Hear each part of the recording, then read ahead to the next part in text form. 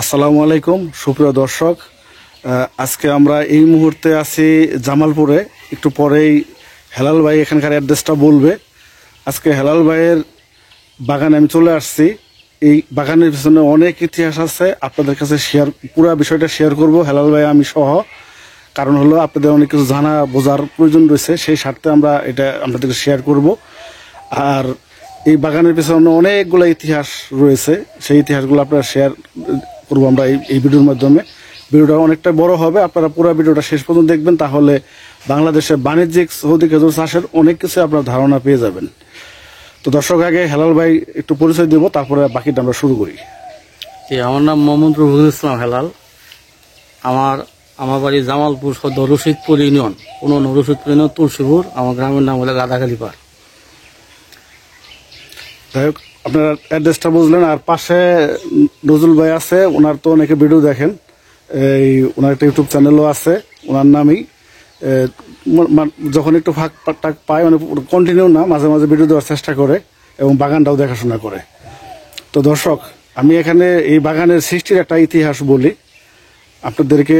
জানেন যে 2019-20 সালের দিকে আমরা একটা প্রকল্প হাতে নিই, যে সারা দেশে আমরা লোকজনকে খেজুর চাষের প্রশিক্ষণ দিব। আমরা যতটুকু ওই মুহূর্তে অর্জন করছি, সবার মধ্যে এটা ছড়িয়ে দেওয়ার জন্য আমরা কাজ শুরু করি, এবং সেটা টোটালটাই হলো ফ্রি।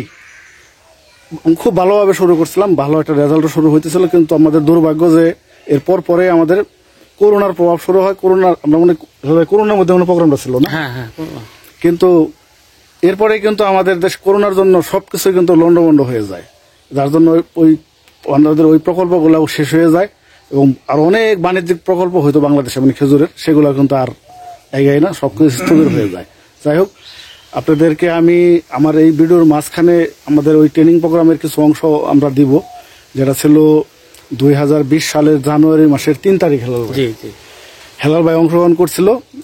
তো ওই সময়টাও দেখবেন যে কিভাবে অংশগ্রহণ করছিল। ওখানে থেকেই প্রথম জানার পরে সে, যখন আমরা ট্রেনিং প্রোগ্রাম শুরু করি, সে উদ্বুদ্ধ হয়ে আমাদের ওখানে যায়। এরপরে উনি কিন্তু অতল কোম্পানির টিস্যু কালচারের সৌদি খেজুরের 210টা না হেলাল ভাই, 210টা নিয়ে আসছিল। কিন্তু ওনার পোর্টে বা ওনার লোকজন হয়তো এখান থেকে 3টা মানে নিয়ে নিয়েছিল। 260টা দিয়ে এই বাগান শুরু হয়। আজকে এই বাগানের প্রায় 5 বছর বয়স। আমাদের বেশ কিছু এখানে দেখতেছেন, বেশ কয়েকটা গাছে খেজুরও আসতেছে। এখানে হেলাল ভাই প্রচুর খরচ করছে, অনেক কিছুই তার মানে গোছালো। আবার কিছু বিষয় আছে, কিছু ভুলভ্রান্তিও আছে। যাই হোক, এগুলা দেখা গেছে যে এই যে আমি অনেকদিন পরে আসছি হেলাল ভাইয়ের প্রশিক্ষণের পর, আর কিন্তু ফোনে কথা হয়, কিন্তু আসা হয় না। আজকে চলে আসছি, অনেক কিছু পুরো বাগান আমরা ঘুরে ঘুরে দেখলাম, হেলাল ভাইয়ের সাথে অনেক কিছু শেয়ার করলাম, আমি কিছু বিষয় জানানোর চেষ্টা করলাম, হেলাল ভাইয়ের কাছ থেকে কিছু আমি শিখলাম। কারণ হেলাল ভাই 5 বছর কিন্তু এই যে এই বাগান করছে, যে একেবারে কিন্তু খালি খালি বসে রয়নি, ওনারও কিছু অভিজ্ঞতা হয়েছে, সেগুলো কিন্তু আমি নিয়েছি। যাই হোক দর্শক, এখন আমরা আপনাদেরকে এই হেলাল ভাই কেন বাগানটা করলো, আর অনেকে আমরা কিছু কিছু বাগানি আছে, দেখা গেছে যে তারা অপপ্রচার করে থাকি যে আসলে বাণিজ্যিক বাগান বাংলাদেশে হবে না। এটা একদম ভুল কথা। আমাদের চাষাবাদটা ভালোভাবে জানতে হবে, বাণিজ্যিক বাগানগুলো 100% হবে, এবং উল্টাপাল্টা জাতটা করা যাবে না। যে জাতটা বাণিজ্যিক বাগান হবে সেটাই করতে হবে।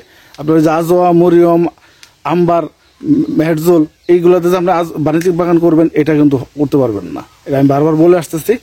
আর এখানে হেলাল ভাইয়ের বেশিরভাগটাই হলো বারহি, আর কিছু আছে মেহেরজুল। মেহেরজুল কয়টা আছে হেলাল ভাই? মেহেরজুল 30টা মেহেরজুল গাছ আছে, আর বাকিগুলো সব হলো বারহি। তো হেলাল ভাই এখন বলেন যে এই যে আমাদের সারা দেশে দর্শক দেখতেছে, যে আসলে আপনি হঠাৎ করে এত খরচ করে বাগানটা করলেন, বা কি কি আপনার পরিকল্পনা, কেন করলেন, যেটা সত্যিকার বিষয় সেটা তুলে ধরবেন। জি, আসলে আমি চিন্তা ভাবনা, আমি মূলত ব্যবসায়ী আর কি, মানে জ্বালানি তেল ব্যবসায়ী। এর ফাঁকে আমার পৈতৃক যে জমি আছে, এর ভিতরে একটা কিছু করার জন্য, পার্মানেন্ট একটা করার জন্য একটা চিন্তা ভাবনা করছিলাম। তো অনেকে অনেক কিছু বলছিল। পরে এই বাদল ভাইয়ের যে ভিডিও প্রোগ্রাম, ঠিক 2019 থেকে শুরু হয়েছে, আমি আস্তে আস্তে দেখি।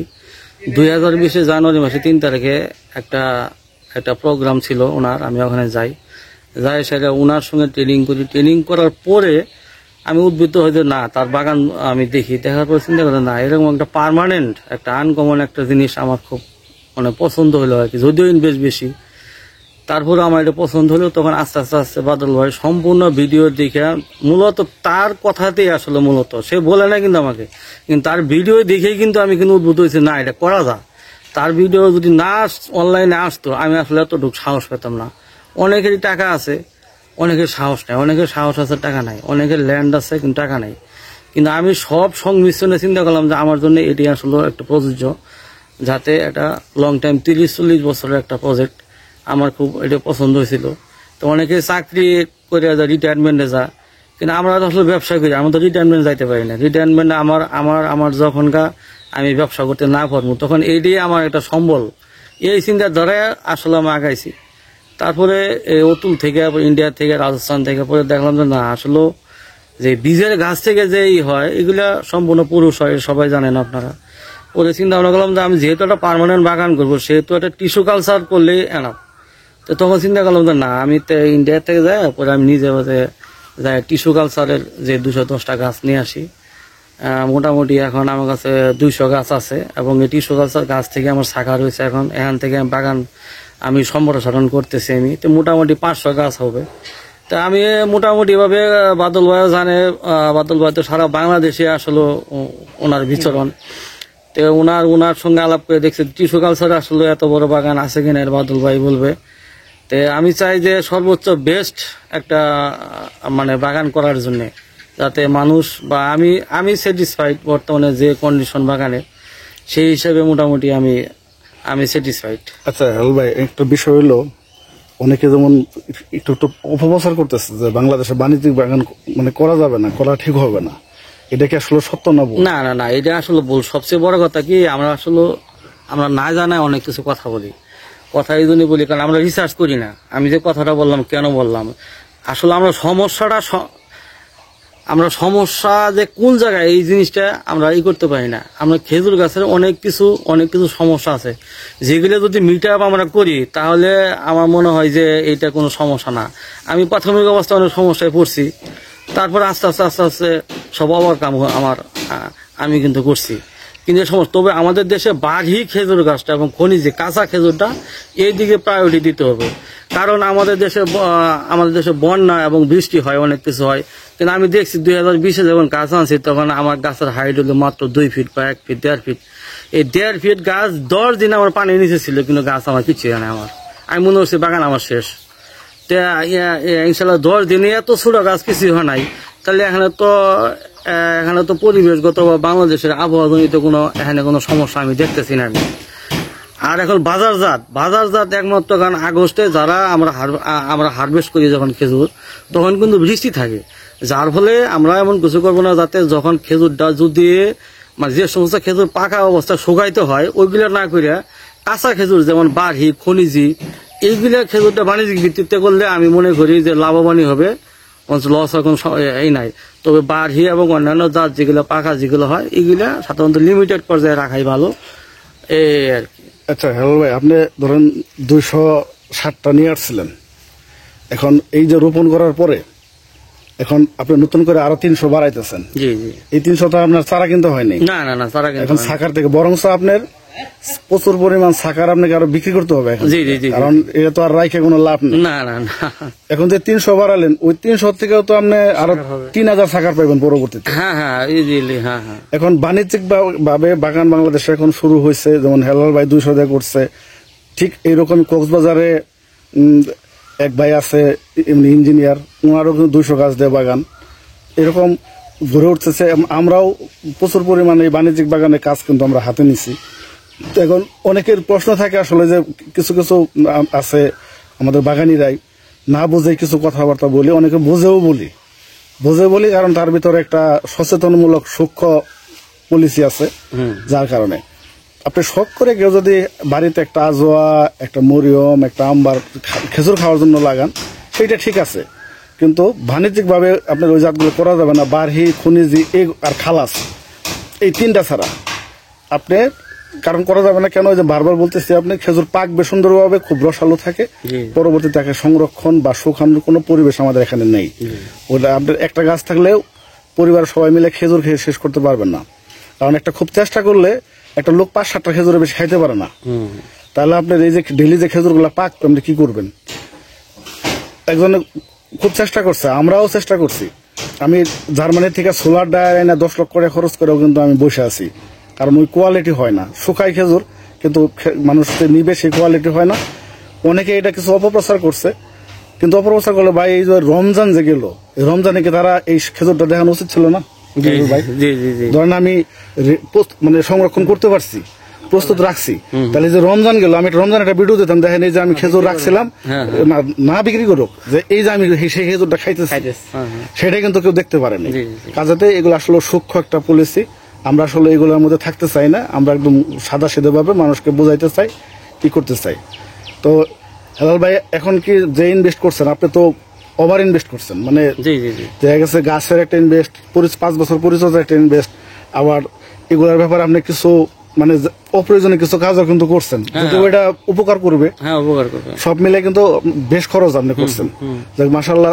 তো আপনি তো এখন কি মোটামুটি সাহস পাইতেছেন জানা এটা মানে লাভজনক ছাড়া এটা লস কোনো প্রজেক্ট না এখন, তবে একটু লেট হয় আর কি, কারণ আসলে অন্যান্য ইয়েতে ফিডব্যাক 1 বছর 1.5 বছর পাওয়া যায়, এটা মিনিমাম 3 বছর আগে আসলে ফিডব্যাক আপনি পাবেন না। আর এটা আসলে মনের ব্যাপার, এটা সাহসের ব্যাপার, মনের ব্যাপার, এই যে একটা মন মানসিকতার ব্যাপার। আপনি যে গাছ প্রেমী যদি না হন, আপনি যদি ওই টাইপের যদি গাছ মানে গাছ রিলেটেড মানে পরিবেশ রিলেটেড যদি না হন, তাহলে আপনার জন্য এটা প্রযোজ্য না আসলে। কাজ জোর করে কোনো কিছু আসলে একটা বিষয় আছে হেলাল ভাই, আপনি কৃষি প্রজেক্ট যাই করতে যান, 4 বছর ওখান থেকে কিছু পাইবেন না, খালি খেজুর না, আপনি যে কোনোটা করেন 4 বছর ওখানে খালি দিতেই হবে। হ্যাঁ হ্যাঁ অবশ্যই। কিন্তু 4 বছর পরে আল্লাহর রহমতে যে পরিমাণ রিটার্ন পাবেন সেটা স্বপ্নের মতো। আর সবচেয়ে বড় কথা, এটা লং টাইম একটা প্রজেক্ট, এটা একবার যদি খারাপ হয় মিনিমাম 30 বছর। না ভাই, একটা খেজুর গাছ আপনার ভালো মতো হয়ে গেলে 100 বছরের নিচে ওটা কিছু হওয়ার কোনো সুযোগ নাই। 100 বছর বলি না, কারণ আমরাও তো ধৈর্য ধরতে পারি না, পরিচর্যা আমরা হয়তো বাঁচবো না। দেখা গেছে এটার কল্যাণে আপনার পরবর্তী প্রজন্ম বা আপনার ছেলে যারা আছে, ওর প্রজন্ম যে থাকবে, সবাই কিন্তু আপনার নামটা মনে করবে যে এটা আমার বাবা করছিল, এটা আমার দাদা এই প্রজেক্টটা করছিল, এর সফল কিন্তু সবাই পাইতে থাকবে। আর দর্শক আরেকটা কথা বলি, আমরা কিন্তু যে কাজটা করব, বেশ কিছু বাণিজ্যিক বাগান হচ্ছে, আরো যে হবে, আমরা সেন্ট্রাল ভাবে খেজুরগুলা প্ল্যান আছে নিয়ে আসবো আমরা। ধরেন এই যে হেলাল ভাই বাগান করছে, এরকম আরো অনেকেই করতেছে, আরো হবে। এই সেন্ট্রাল ভাবে খেজুরগুলো আমরা যদি নিয়ে আসি, আমরা এটাকে খেজুরের কোনো কিছু নষ্ট হওয়ার নাই।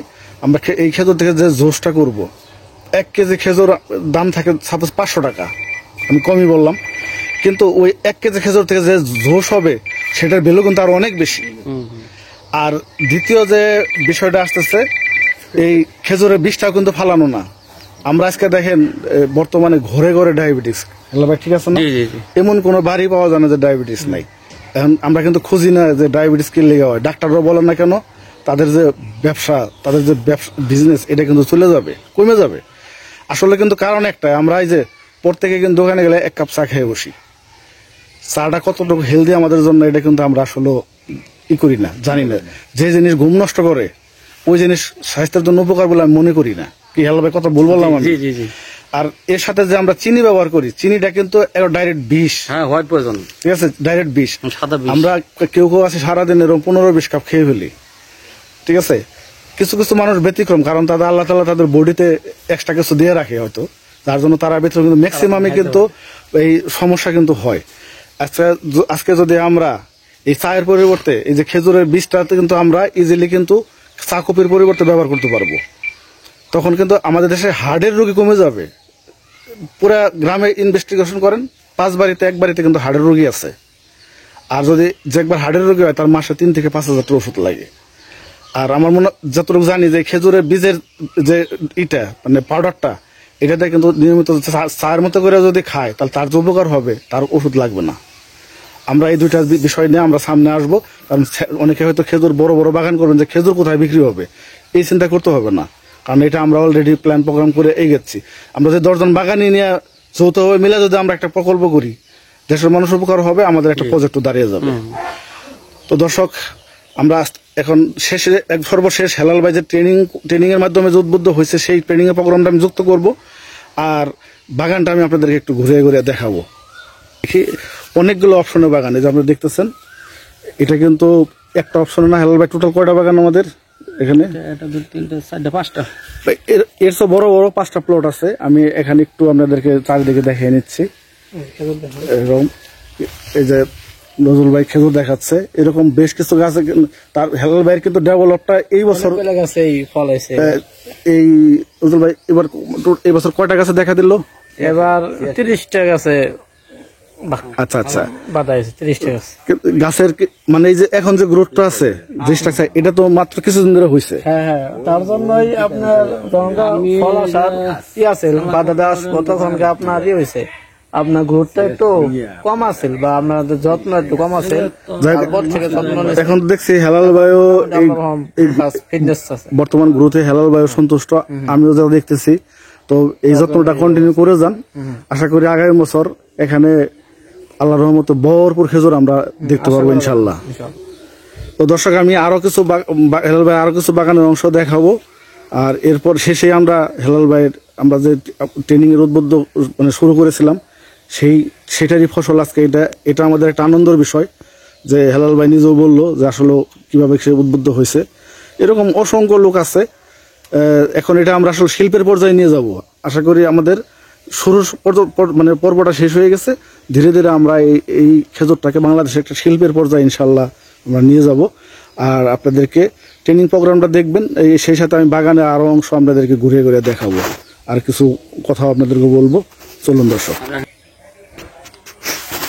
এখানে আমাদের আশেপাশের কিছু লোকজন আছে, একটু আপনার পরিচয় দেন। হেলাল ভাই কি হয়? জি, হেলাল ভাই আমার ভাই লাগে, বড় ভাই। আচ্ছা, বড় ভাই। আপনার কি হয়? আমার ভাই না। আচ্ছা, এই যে শুনলেন প্রথম যে শুরু করলো বিভিন্ন প্রতিকূলতা ছিল, তাই না? বিভিন্ন সমস্যা ছিল।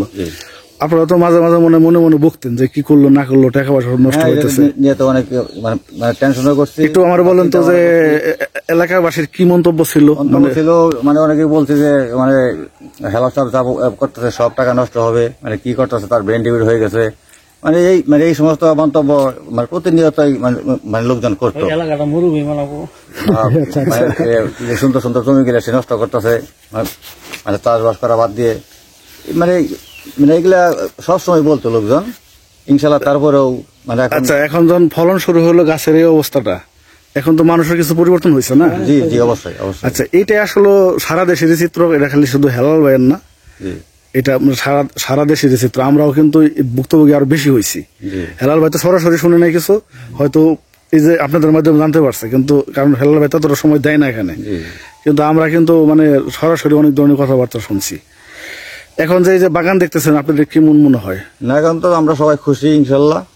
এই বাগানে গুণগত মান, কোয়ালিটি সবকিছু ঠিক আছে, এর ফলন নষ্ট আছে, মানে ইনশাল্লাহ। আচ্ছা, ধরেন এই যে যা দেখতেছেন, এইভাবে প্ল্যান করে যদি কেউ বাংলাদেশে ধরেন 1000 গাছ একটা বাগান করে বা 2000 গাছ বাগান করে, তাহলে কি তার করাটা কি ঠিক হবে বলে মনে হয় আপনার? অবশ্যই ঠিক হবে, 100% ঠিক হবে, যদি কোয়ালিটি সম্পন্ন মানে হলো এটার যে পরিচর্যা আছে, এটার যে মানে টেক কেয়ারের ব্যাপারটা আছে, এটা তাদেরকে ভালোভাবে জেনে নিতে হবে। জি জি, ট্রেনিং এর ব্যবস্থা আছে অবশ্যই অবশ্যই।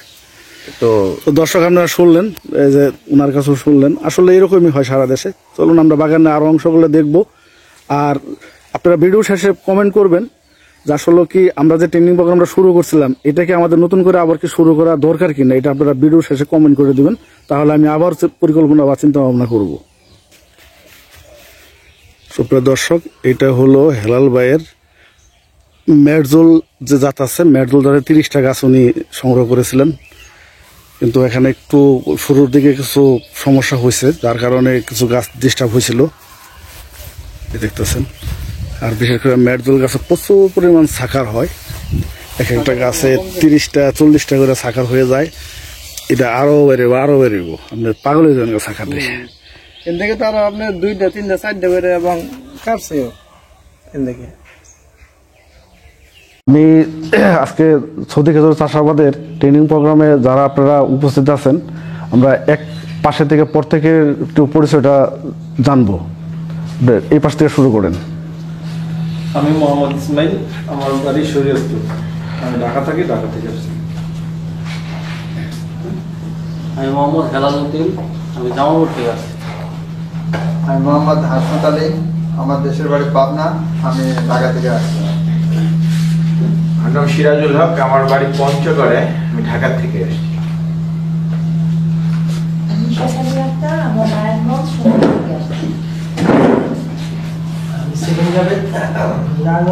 থেকে আসছি।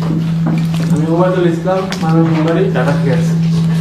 আমি আব্দুল মজিদ, সাতক্ষীরা থেকে আসছি, জোড়া। আমি আব্দুল মজিদ, উত্তরা থেকে আসছি। আচ্ছা, আমরা 2020 সালের প্রথম সৌদি খেজুরের চাষাবাদের উপর ট্রেনিং প্রোগ্রামটা শুরু করতে যাচ্ছি। আর আমরা এই বছর যেন 6 মাসের মধ্যে অন্তপক্ষে 15টা প্রোগ্রামের মাধ্যমে সারা দেশে যেভাবে গত বছর আমরা এই সৌদি খেজুর চাষাবাদটাকে ছড়িয়ে দিয়েছিলাম, ঠিক ওইভাবে যেন আমরা ছড়িয়ে দিতে পারি, সেই চেষ্টাটা আমরা করে যাব। কিন্তু এই চেষ্টার পিছনে কিন্তু আপনাদের অনেকটাই অবদান কিন্তু রাখতে হবে, ঠিক আছে? কি বলতে পারবেন প্রথম কত সালে থেকে শুরু হয় বাংলাদেশে? না, 2002 সাল। আচ্ছা, ততটা আমি বলে দিচ্ছি। 2001 সালে ময়মনসিংহের ভালুকার মোতালেব ভাই প্রথম সৌদি খেজুর চাষাবাদটা শুরু করে। যদি মোতালেব ভাই শুরু না করতো হয়তো আমাদের অনেকেরই কিন্তু শুরু হইতো না, ঠিক আছে? আমাদের কৃষিতে এই মানে এই সৌদি খেজুর চাষাবাদটা সংযোগের মাধ্যমে আমরা দেশবাসী সহ আমরা অনেক কিছুই করা এবং পাওয়া এর থেকে সম্ভব, কিন্তু আমাদের ওইভাবে কাজগুলা করে যেতে হবে।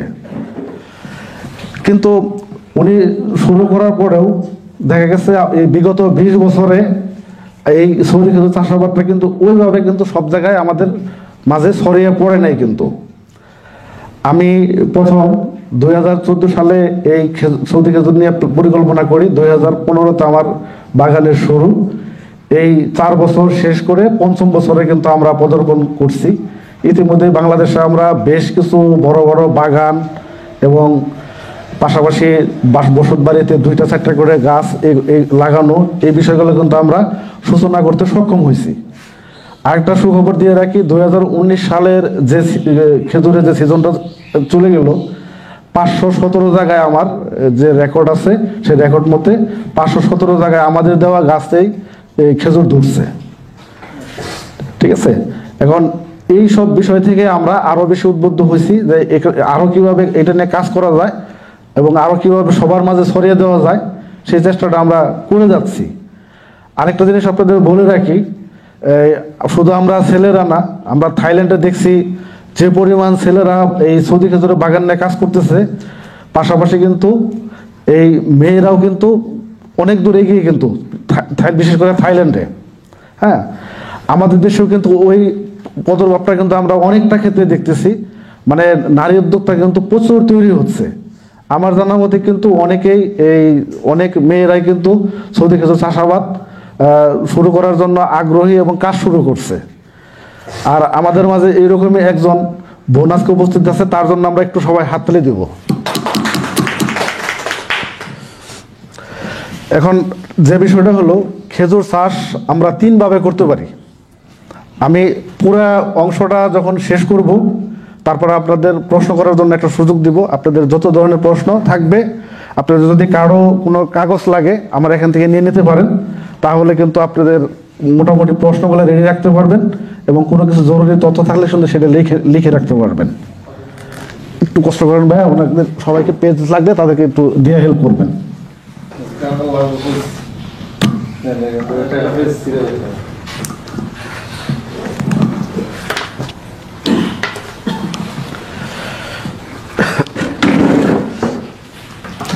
আপনাদেরকে বলছিলাম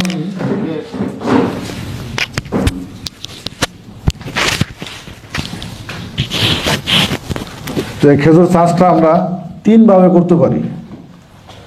হ্যাঁ, প্রথম হলো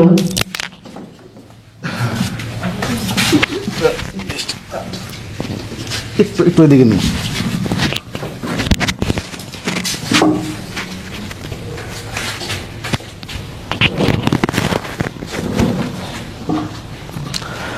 আমরা 3 ভাবে করতে পারি। প্রথম আমরা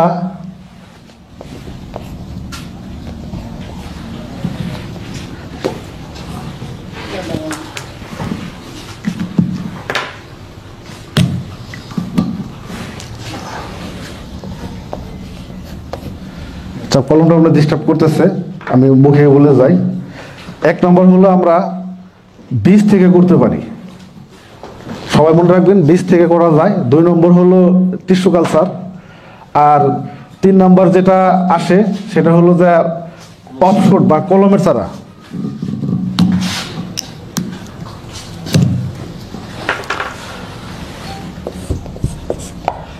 এক নম্বর যেটা হলো বীজ থেকে, 2 নম্বর হলো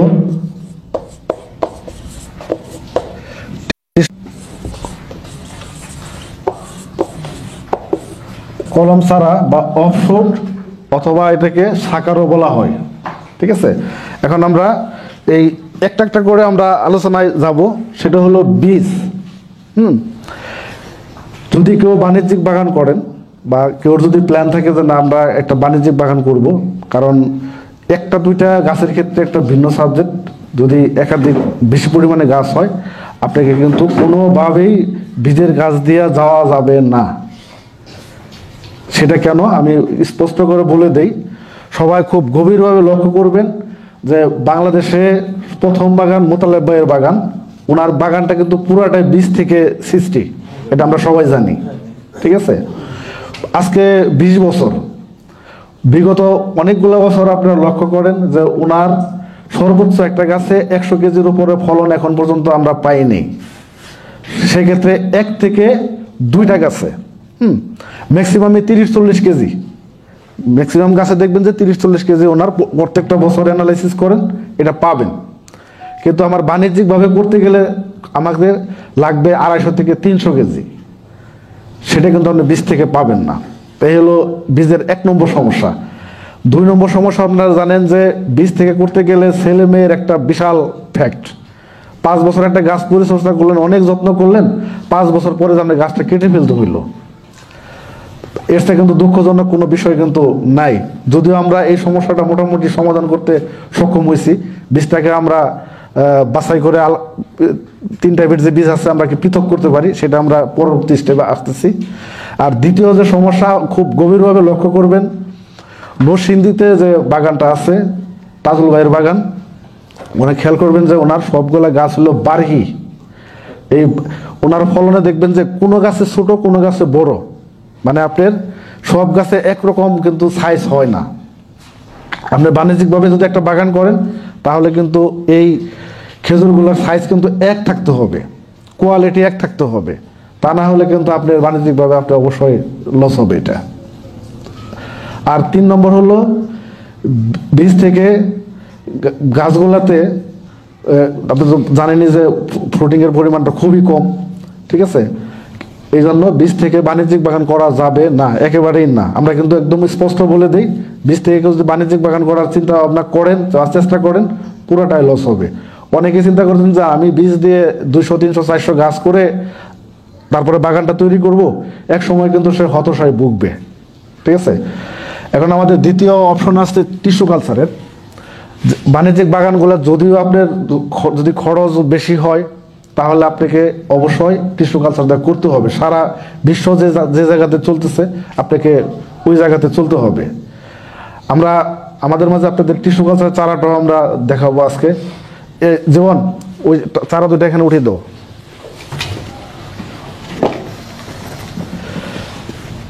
এই হলো টিস্যু কালচার।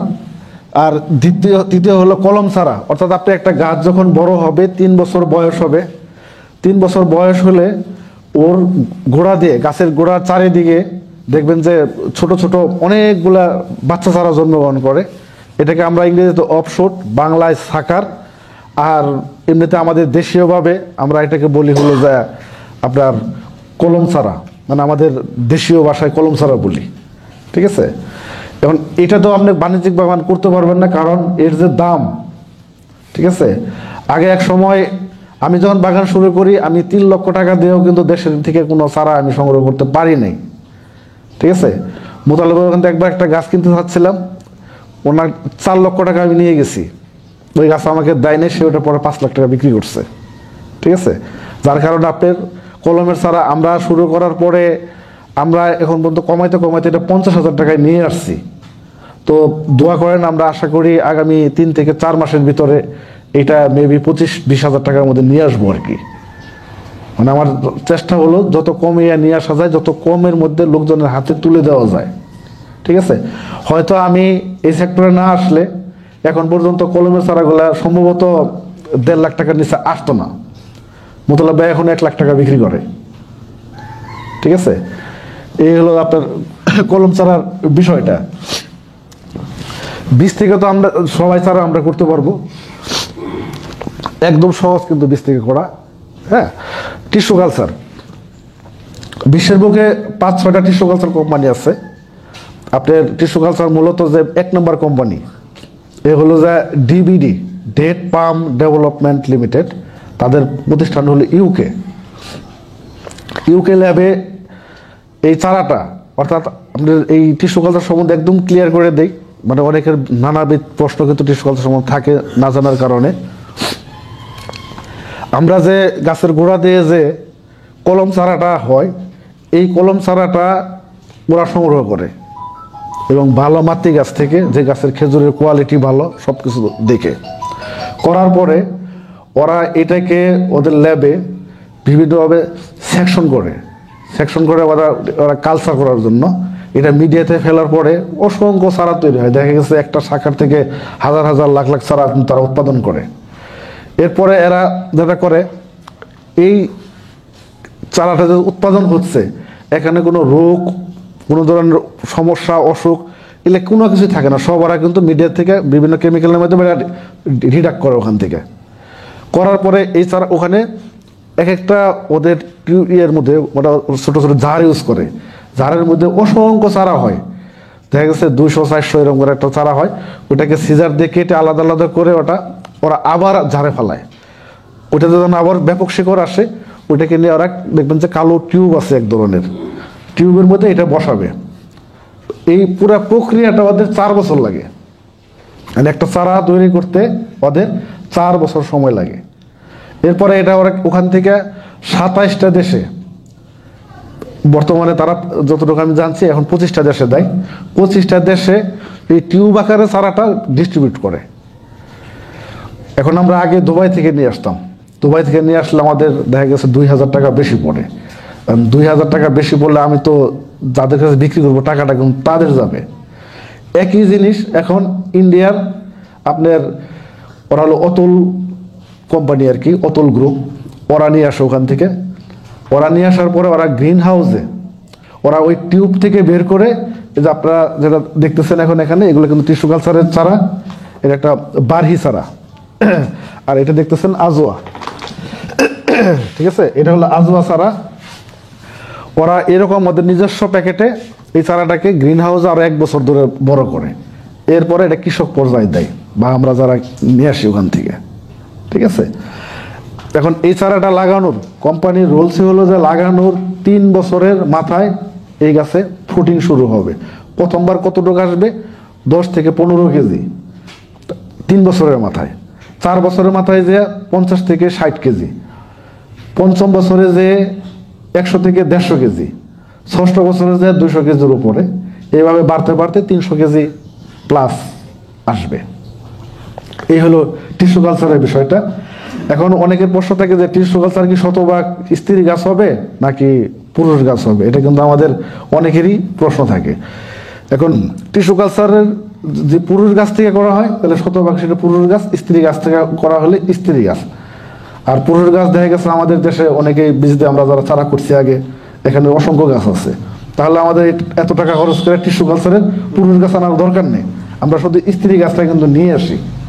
আমরা এই টার্মে আমরা 15 দিন আগে প্রায় 700 পিস নিয়ে আসছিলাম। এখন কিন্তু আমাদের হাতে আর টোটালি কোনো চারা নেই, সব আমরা ডিস্ট্রিবিউট করে দিয়ে দিছি। নেক্সট আমরা আবার যাদের চাহিদার পরিপ্রেক্ষিতে প্রায় 2500-এর মতো আনার জন্য আমরা কাজ শুরু করছি, কারণ এটা অর্ডার দেওয়ার পরে হাতে পাইতে পাইতে একটু সময় লেগে যায়। ঠিক আছে, এই হলো টিস্যু কালচারের বিষয়টা।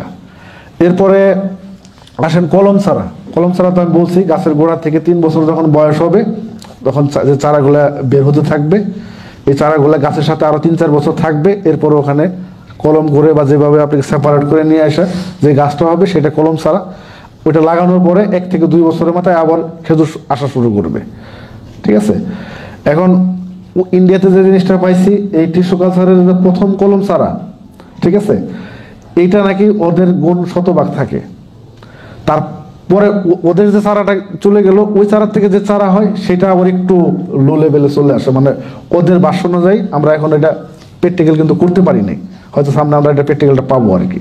ঠিক আছে, আর ওরা কিন্তু কোনো সাকারের চারা লাগাইতে চায় না, টোটালটা টিস্যু কালচার। এক সময় সাবসিডি দিবে এই বিষয়ে, কারণ গভর্নমেন্ট কিন্তু অলরেডি একটা চূড়ান্ত পর্যায়ে এবছর চলে আসবে, হয়তো আগামী বছরের সিদ্ধান্ত আসবে এটা কিভাবে সারা দেশে ছড়িয়ে দেওয়া যায়।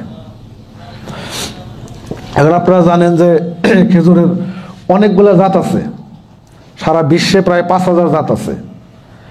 এখন আপনার আমাদের দেশে তো আমরা আজও আর একেবারে অন্ধভক্ত হয়ে গেছি কিন্তু, ঠিক আছে, খেজুর না মানে আমরা আজও বুঝি, এটা কি ঠিক, কথাটা কি ঠিক? এটা কিন্তু ঠিক একেবারেই। কারণ আমাদের মোতালেব ভাই যে খেজুরটা দেখাইছে আজোয়া বলে, অ্যাকচুয়ালি ওই খেজুরটা কিন্তু টোটালি কোনো আজোয়া না। ঠিক আছে, আজোয়া খেজুর আপনাদের হয়তো অনেকেই এটা চিনেন, জানেন যে এটা মিডিয়াম টাইপের একটা খেজুর, পুরো পাকলে কালো হয়ে যাবে, কোনো খেজুরের গায়ে সুতার মতো নিশানা কিন্তু নাই। ঠিক আছে, অনেকটা আরবি লেখার টাইপ, ভিতরে সুতা সাদা সুতার মতো দাগ থাকে, শুধু আজোয়া খেজুরেই আছে এইটা। ঠিক আছে, উনি যেটা দেখায় সেটা হলো মরিয়ম খেজুর। ঠিক আছে, ওনাকে আমি একবার বলছিলাম যে ভাই এখন তো ক্লিয়ার জানেন যে এটা আজোয়া না, তাহলে আমাদের নবীর একটা সুন্নতি জিনিস, এটা নিয়ে কেন আপনি ক্লিয়ার করেন না? উনি আমার প্রতি একটু ক্ষিপ্ত যে কেন আমি কথা বলতে গেলাম ওনাকে।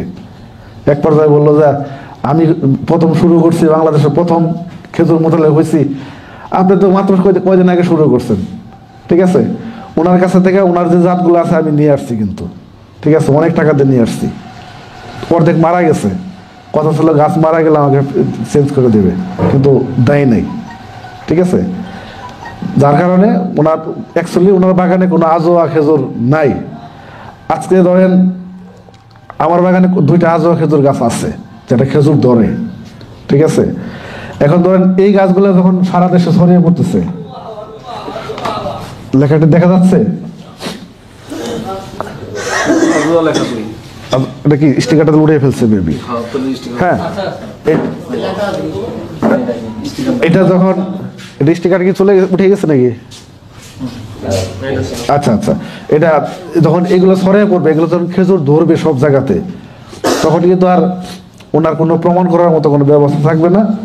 তবে আমরা মোটামুটি মন থেকে দোয়া করি, কারণ আমাদের নবীর একটা সুন্নতি জিনিস, উনি এটা সঠিকভাবে করুক, জানাক সবাইকে, এটা থেকে আমরা সরা উচিত। আমি নিজে একবার বললাম ওনার কাছে, কিন্তু আমি মোটামুটি রাগের পাত্র হয়ে গেছি, আমি কেন বলতে গেলাম ওনাকে। ঠিক আছে, কিন্তু আমার কথা হলো আমি শুরু করছি এই আইটেম নিয়ে, যতদিন এটা নিয়ে কাজ করব এটা সঠিক রাস্তা আমি দেখে যাব, তাতে আমার কি আসলো কি লস হলো, কার কি হলো না হলো সেটা আমার দেখা কোনো সাবজেক্ট না, মানে লোকজন সঠিক বিষয়গুলো কিন্তু জানবে, এটাই হলো আমার একেবারে ব্যক্তিগত একটা ইচ্ছা আর কি। এখন আমরা 3 টাইপের হয় এটা আমরা জানলাম। ঠিক আছে, এখন সিদ্ধান্ত আপনাদের নিতে হবে যে আপনি কীভাবে শুরু করবেন, যার যতটুকু অর্থনৈতিকভাবে স্বাবলম্বী ওইভাবে আপনারা কাজ করবেন।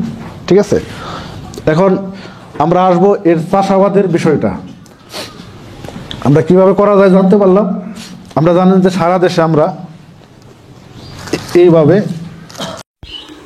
সুপ্রিয় দর্শক, আপনারা তখন দেখলেন হেলাল ভাই কীভাবে একজন সফল বাগানে হয়ে উঠেছে। এটা তার বাগানটি দেখেন, মাশাআল্লাহ কত সুন্দর বাগান হয়ে গেছে।